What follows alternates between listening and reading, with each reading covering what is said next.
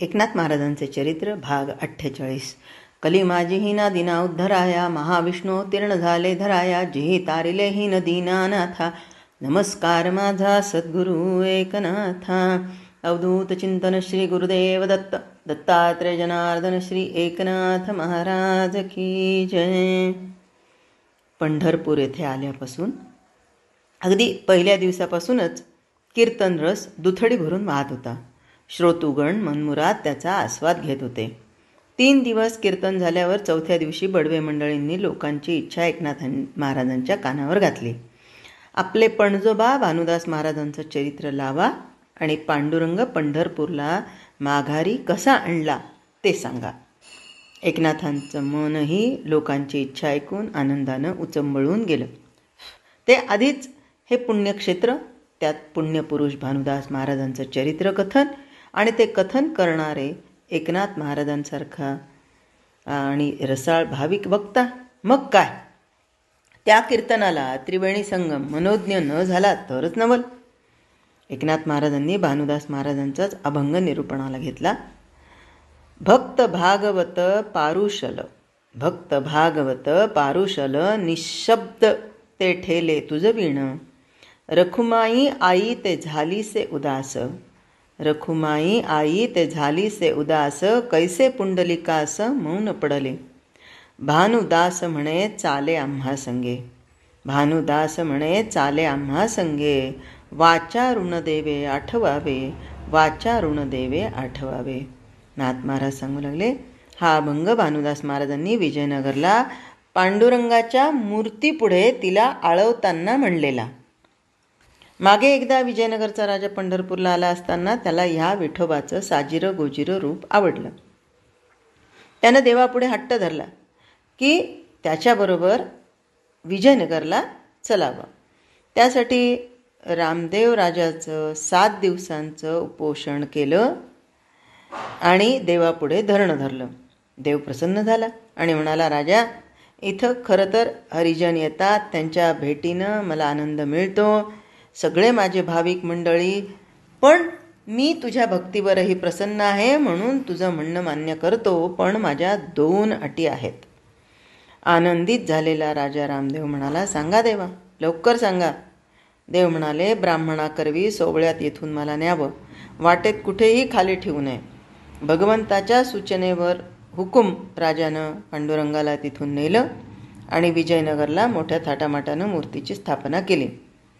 आणि आणखीन त्याच रात्री राजाला स्वप्न दृष्टांत झाला, तुझ्या आग्रहास्तव मी इथे आलो आहे, पण जर माझ्या भक्तांचा छळ तुझ्या हातून विनाकारण जर झाला तर मात्र मी त्या क्षणाला इथून निघून जाणार. इकडे पंढरपुरात आषाढी एकादशीला भक्तमेळा जमला, पण देव देवळात कुठे होता? देव तर गेला होता. देव कुठे गेला? देव कुठे गेला? सगळे भाविक भक्त निराश झालेले होते आणि भानुदास महाराज हे तेव्हा तिथे जाऊन पोहोचलेले. मग सगळ्यांची चर्चा अशी सुरू होती की काय, कशासाठी आलो आपण इथे. आणि तेही भानुदास महाराजांना म्हणतात, कशाला आले भानुदास महाराज तुम्ही इथं? अहो, इथं काही राहिलं नाही आहे बघा. भानुदास महाराज म्हणतात, अहो कशाला आलो म्हणजे? आपण सगळेजण पांडुरंगाला भेटायला नाही का आलो? अहो हो, पण इथं पांडुरंग आहे तरी कुठं? तो विजयनगरला गेला, राजाकडे पंचपक्वान्न खाण्यासाठी गेला म्हणे. असं त्यावेळेस त्यांनी ऐकलेलं.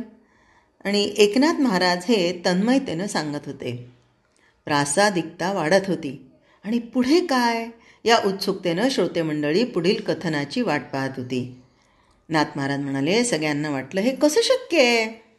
राजा भानुदासांचं म्हणणं काय ऐकणार?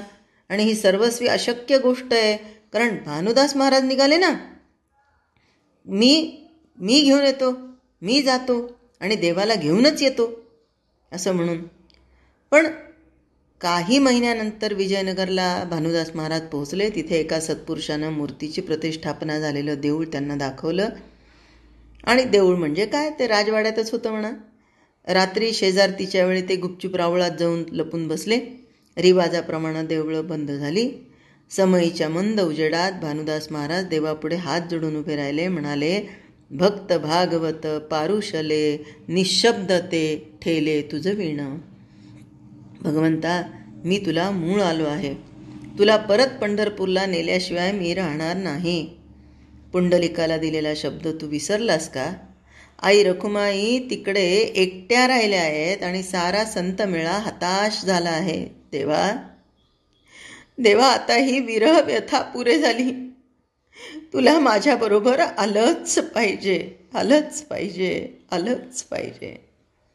देव प्रसन्न झाला आणि त्याची खूण म्हणून की काय, देवाच्या गळ्यातला हार भानुदास महाराजांच्या गळ्यात आला आणि तो रत्नहार तुळशीच्या आड दडवून ठेवलेला, पण तो आता झगमगू लागला. श्रोत्यांनी आनंदानं गजर केला. पुंडलिक वरदे हरी विठ्ठल, भानुदास महाराज की जय. रामदेव राजा पहाटे काकडा आरतीला आला. पाहतो तो काय, देवाच्या गळ्यात बहुमोल रत्नहारच नाही नेमका. त्यानं ताबडतोब शोध घेण्यासाठी सेवक रवाना केले. नदीच्या वाळवंटात विठ्ठल स्मरण करत असलेल्या अनोळखी पांथस्ताच्या गळ्यात तो हार दिसताच त्याच्या मुसक्या बांधून त्याला राजासमोर आणून उभं केलं. राजानं त्याला सुळावर चढवण्याची आज्ञा दिली. पण आणि हे ऐकताच श्रोते मंडळी हळहळली. अरे अरे बाई गो, अरे देवा, असे वेगवेगळे उद्गार समुदायातून निघाले. एकनाथ महाराज पुढे म्हणाले, भानुदास महाराजांच्या खांद्यावर सूळ देऊन गावात त्यांची मिरवणूक काढली. मिरवणूक कसली, धिंडच काढली. ठरलेल्या जागी आल्यावर तो सूळ रोवण्यात आला आणि काय आश्चर्य, पाहता पाहता त्या सुळाला पालवी फुटली. हा चमत्कार पाहताच राजा दचकला. त्याने भानुदास महाराजांना साष्टांग नमस्कार घातला. आपण कोणीतरी संत पुरुष दिसता, मला क्षमा करा, माझ्या हातून खूप मोठी चूक झाली आहे, फार मोठा अपराध झाला. भानुदास महाराजांसह तो पांडुरंगाच्या देवळात आला. ती पाषाण मूर्ती बोलली, आता मी इथे राहणार नाही. तुझ्या हातून माझ्या भक्ताचा छळ झाला, मी परत पंढरपूरला जाणार. भानुदास महाराज नम्रपणे म्हणाले, देवा, मी एकटा तुला कसा नेऊ शकणार. त्याबरोबर देवानं लहान रूप धारण केलं. भानुदासांच्या संभळीत ते मावले आणि गेल्या वाटेनं भानुदास महाराज परत पंढरपुरात आले. श्रोते एका आवाजात म्हणाले, भानुदास महाराज की जय, पंढरीनाथ भगवान की जय. भानुदास महाराजांनी चंद्रभागेकाठी आपली संबळ ठेवली आणि ते स्नान करून आले. तो काय, मूर्ती पुन्हा पहिल्या इतकी मोठी झालेली. भक्तगणांनी, उपाध्याय बडव्यांनी आणि संत सज्जनांनी ती वाजत गाजत पूर्वीच्या ठिकाणी आणली. तिची पुनर्स्थापना केली. तीच आजची ही अनुपम्य, लावण्य, खाणी, तेजस्वी ती श्री विठ्ठलाची मूर्ती. श्रोतृवृंद हे सारं ऐकताच आनंदानं बेभाम झाले. आपले दोन्ही हात उंचावून नाचू लागले. पंढरीनाथ भगवान की जय, पांडुरंग हरी जय जय, पांडुरंग हरी, वासुदेव हरी जय जय, वासुदेव हरी. भानुदास एकनाथ, भानुदास एकनाथ, भानुदास एकनाथ, भानुदास एकनाथ. अक्षरशः गजराचा जल्लोष उडाला. अबीरबुक्क्याची अमाप उधळण झाली. सारं पंढरी क्षेत्र आनंदानं दुमदुमलं. जणू आज पुन्हा भानुदास महाराजांच्या वंशजानं एकनाथानं मूर्तीची प्रतिष्ठापनाच केली होती. आज कीर्तनाच्या नादब्रह्मानं त्यावेळच्या प्रसंगांचा जणू पुन्हा प्रत्यय आणि आनंद दिला होता. भानुदास एकनाथ, भानुदास एकनाथ. या गजरात एकनाथांनी पैठणकर मंडळीसह जड अंतःकरणानं पंढरपूरचा निरोप घेतला. आता मंडळी कोल्हापूरच्या वाटेवर होती. गिरिजाबाईंनी आदिशक्तीची ओटी भरण्याचा नवस केला होता. वास्तविक त्यांची कुलस्वामिनी माहूरगडची रेणुका माता, पण शेवटी शक्तिपीठ कोणतेही असलं तरी सेवा तिथंच जाऊन पोचणारच होती. पंढरपूरचा कृपाप्रसाद लाभल्यानं मंडळी दुप्पट उत्साहात होती. आश्चर्य तर हेच होतं की इतका प्रवास होऊन सुद्धा कुणाला त्रास जाणवत नव्हता, कंटाळाही आला नव्हता. नित्य हवा पाणी बदलत होतं, जेवण खाण बदलत होतं, तरी कुणाच्याही प्रकृतीला काही अपाय झाला नव्हता. उलट सगळ्यांना दिन प्रतिदिन नवी उमेद वाटत होती. नाथ महाराज म्हणायचे, ही सारी ईश्वराची कृपा, ईश्वरी अनुग्रह असल्याखेरीज अशी अनुकूलता लाभत नाही. गिरिजाबाई फराळाचं गाठोडं सोडून बसल्या होत्या. जवळच्या विहिरीतून हातपाय धुवून नाथ महाराज तिथे येऊन बसले. श्रीखंड्या विहिरीचं पाणी ओढत होता. गिरिजाबाई म्हणाल्या, मला तर नक्की वाटतं की कोणत्या तरी रूपानं परमेश्वर आपल्या संगती सोबतीला आहे. विहिरीतून पाणी ओढणाऱ्या श्रीखंड्याचे हात थबकले आणि विहिरीत सोडलेला पोहरा अधांतरी लोंबकळू लागला. पण क्षणात तो सावरला आणि भराभर गडीगडी फिरू लागली आणि पाण्यात पोहरा बुडला, पाणी घेऊन वर आला. कोल्हापूरच्या परिसरातले लोक पक्के शक्तिपूजक होते. शैव वैष्णव वगैरे लोकांचं आपापसातले वाद विकोपाला गेले होते. त्यामुळे ते संकुचित वृत्तीचे वागत होते. शाक्त उपासक शैव वैष्णव एकमेकांशी वैरभाव ठेवून वागत होते. त्यामुळं परक्या शत्रूशी मुकाबला करण्यासाठी सामुदायिक बलसंवर्धन करायला त्यांना फुरसतच नव्हती. शक्ती उपासकांच्यात आखाई, जोखाई, मरियाई इत्यादींचं प्राबल्य वाढलं होतं. या देवतांना पशुबळी, क्वचित नरबळी दिले जात होते. हिंसेचा हा अघोरी प्रकार पाहून नाथ महाराज मनी व्यथित होत होते. भगवंत म्हणजे कल्याणकारी, मंगलमय, आनंदघन ईश्वरी तत्व. पण ही मंडळी आपल्या इच्छापूर्तीसाठी, स्वार्थासाठी, आपली अघोरी वासना शांत करण्यासाठी हे असे बळी देतात आणि त्याला देवकार्य असं सोज्वळ नाव देतात.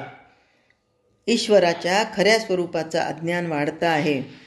बहुजन समाजात या अघोरी देवतांबद्दल भीतियुक्त आदर निर्माण करून खरा आचार धर्म डावलला जातो आहे. श्रद्धा नष्ट होत आहे. नरसोबावाडी, औदुंबर या ठिकाणी दत्तात्रयांची ठाणी. गुरु संप्रदायाप्रमाणेच हे नाथांचं आराध्य दैवत. शूलभंजनावर झालेलं श्री दत्तात्रयाचं दर्शन त्यांना तत्क्षणी आठवलं आणि त्यांना आनंदाची दीपावली अनुभवण्याचा योग आला. कृष्णास्नान आणि देवदर्शन हा अनुपम सुखसोहळा होता. पंचगंगेच्या तीरी असलेल्या कोल्हापुरात यात्रेकरू मंडळी येऊन पोहोचली.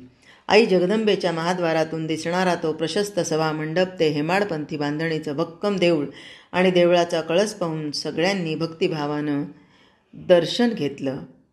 गिरिजाबाई तर भावावस्थेत भगवतीच्या चरणकमलाशी पोहोचल्या होत्या. एकनाथांच्या दृष्टीपुढे या भगवतीची 3.5 पीठं साकार झाली.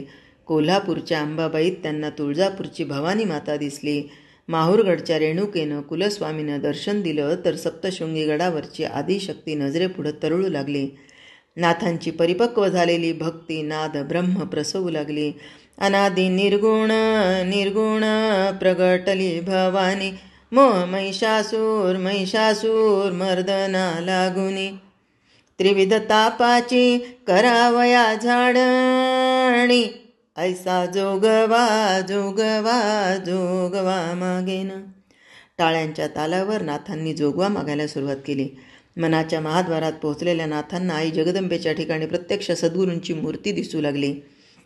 विश्वात्मक देव, प्रत्यक्ष सद्गुरू हाच ईश्वर याचा पुन्हा एकदा साक्षात्कार झाला. ते म्हणत होते, एकपणे हो जनार्दन देखिला, जन्म मरणाचा फेरा चुकविला, आईचा जोगवा जोगवा जोगवा मागेन.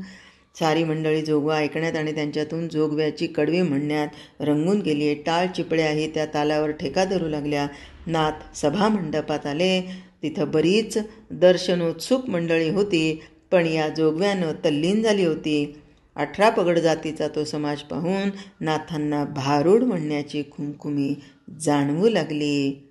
ते ऐकूया उद्याच्या भागात. जय हरी.